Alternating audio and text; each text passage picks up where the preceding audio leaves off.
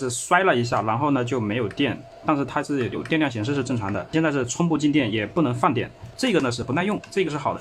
我们现在把它打开检查，两个电池的内芯都拿出来了。我们先看这个摔过的这个地方呢有明显的裂缝了，就是支架已经摔破了。目前通过目测来看呢，就是这一块脱焊摔的，有一点点轻微的变形，感觉不是很严重。我们量一下电压，第一组3.795，第二组3.798，第三组3.796，第四组3.796，第五组3.794。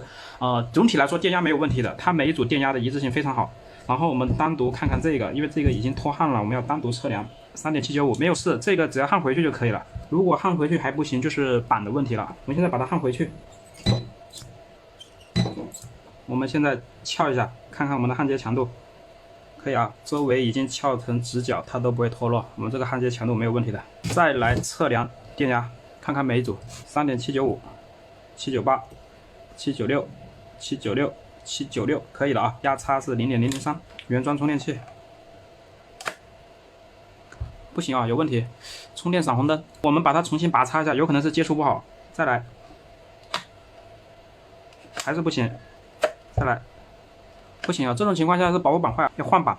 电量显示正常，放电可以。再次测试，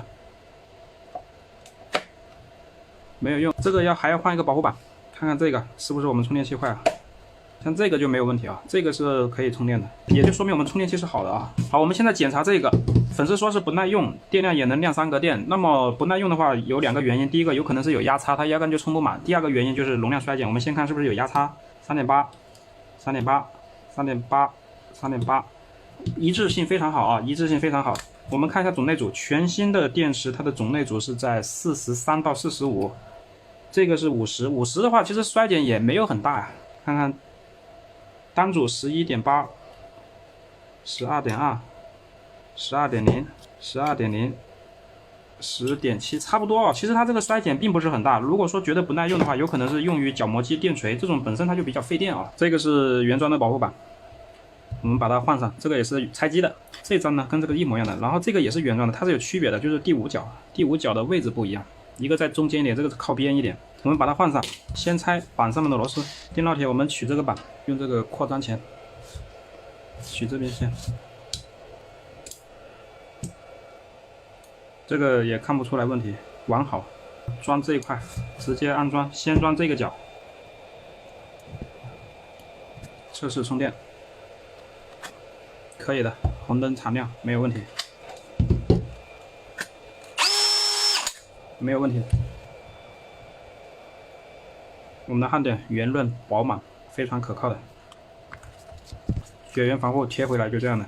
它这个摔一下，外壳没破，破的是里面。